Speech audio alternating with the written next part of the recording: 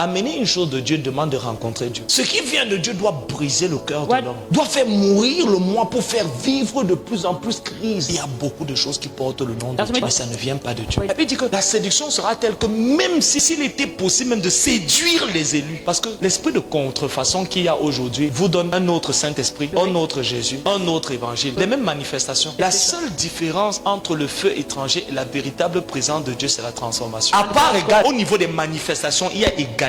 Au niveau des signes extérieurs, il y a égalité. Si tu prends deux personnes, lui il a Dieu, lui n'a pas Dieu. Celui qui a Dieu va amener cette réalité et de la conscience de Dieu, qui fera qu'au fur et à mesure qu'il rendra ministère, vous deviendrez conscient de Jésus, vous deviendrez conscient de sa voix, vous ressentirez le cœur du Seigneur, vous ressentirez le désir de vous abandonner, de vous humilier, de lâcher prise sur vous et de vous approcher sur le Seigneur. L'autre, au fur et à mesure, vous aurez encore plus d'excitation, mais il n'y a pas de profondeur, parce que seule la profondeur attire la profondeur. Et c'est pour ça que le feu étranger cadre avec, réussit avec des personnes qui n'ont pas de relation avec Dieu. Pourquoi? Parce que quand on a une relation avec Dieu, on ne veut pas d'excitation, on veut une relation. Après un programme, on ne veut pas avoir la chair de poule, on veut avoir une rencontre. Après un programme, on ne veut pas être tombé par terre, on veut tomber amoureux de Jésus. Après un programme, on ne veut pas avoir une prophétie, on veut avoir une révélation prophétique de Jésus. Le feu étranger a sa propre niche. Parce que ce qu'on veut, ce n'est pas l'émotion. Céline Dion a la capacité de pouvoir chanter et vous amener le même mood, les mêmes émotions, mais elle n'a pas la capacité de vous amener dans la présence de Jésus.